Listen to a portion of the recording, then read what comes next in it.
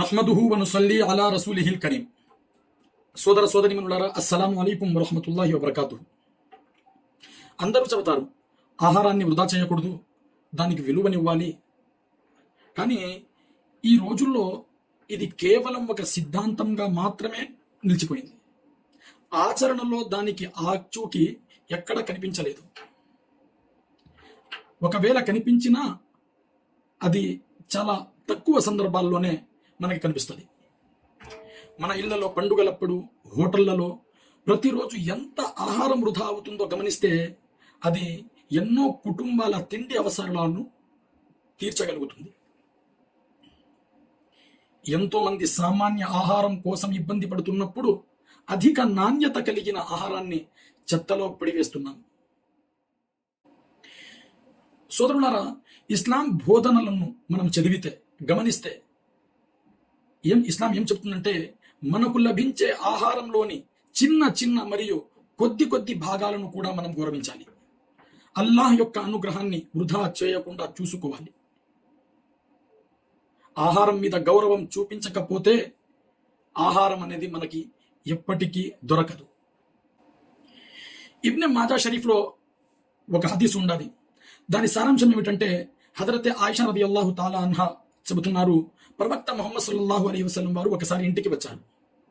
రొట్టె ముక్క నేలపై పడి ఉండటాన్ని చూసి దాన్ని తీసుకొని శుభ్రం చేసి ఆయన తిన్నారు. దాని తర్వాత అన్నారు, ఆయిషా, అల్లాహ్ మీకు ఇచ్చిన దానిపై గౌరవంగా ఉండండి, గౌరవం లేకపోతే అది పోతుంది. ఇలాగే తబకాత్ ఇబ్న్ సాద్ అనే పుస్తకంలో హజరతే మైమునా రదియల్లాహు తాలా అన్హా గారికి దారిలో ఒక దానిమ్మ గింజ దొరికింది.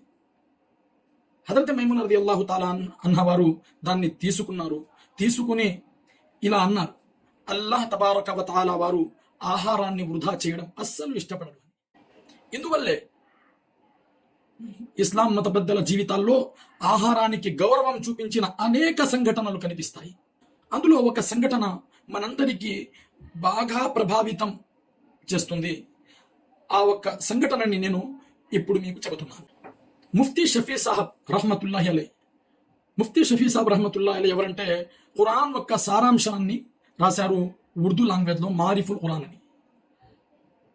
ముఫ్తీ సాహబ్ వారి తనయుడు హజరత్ ముఫ్తీ తకీ ఉస్మానీ వారు దామత్ బర్కాతుహు.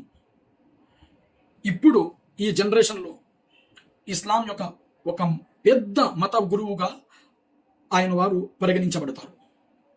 అసలు సంఘటన ఏమిటంటే, హజరత్ ముఫ్తీ షఫీ సాబ్ రహిమహుల్లా అస్గర్ హుసేన్ సాబ్కి మియా సాబ్ అని కూడా పిలుస్తూ ఉండేవారు. హజరత్ మియా సాబ్ రహిమహుల్లాతో ఇంటికి కలవడానికి వెళ్ళారు. భోజనం సమయం వచ్చింది. అందరూ కూర్చొని దస్తర్ఖాన్ వేయించి భోజనం చేశారు.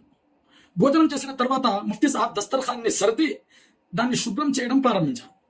మియా సాబ్ అడిగారు, మీరు ఏం చేస్తున్నారు? హజరత్ ముఫ్తీ సాబ్ సమాధానం ఇచ్చారు, హజరత్, నేను దస్తర్ఖాన్ సర్దుతున్నాను, మీకు చెబుతున్నాను, దాన్ని ఎక్కడైనా సరైన ప్రదేశంలో పారబోయడానికి. మియా సాబ్ అన్నారు, మీకు దస్తర్ఖాన్ సర్దడం తెలుసా? ముఫ్తీ సాబ్ చెప్పారు, హజరత్, దస్తర్ఖాన్ సర్దడం కూడా నేర్చుకోవాల్సిన ఒక విషయమా?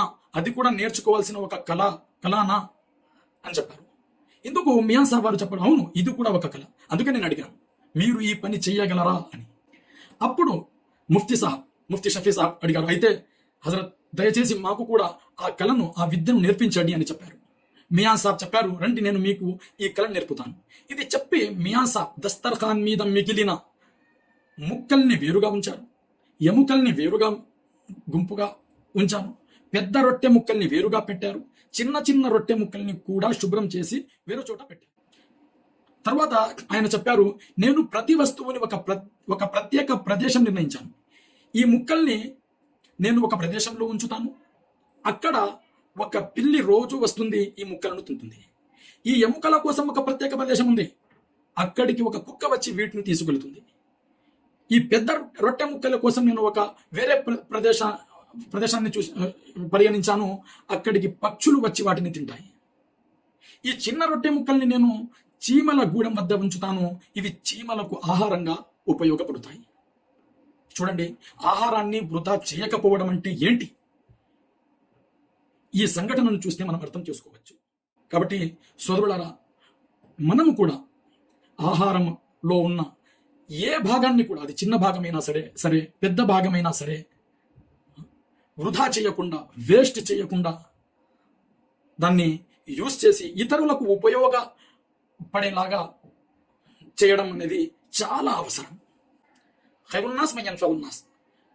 హదీస్లో ప్రవక్త సల్లల్లాహు అలైహి వసల్లం వారు ఇలా చెప్తున్నారు, మనుషులలో మంచి మనిషి ఎవర్రా అంటే ఇతరులకి ఉపయోగపడేవారు.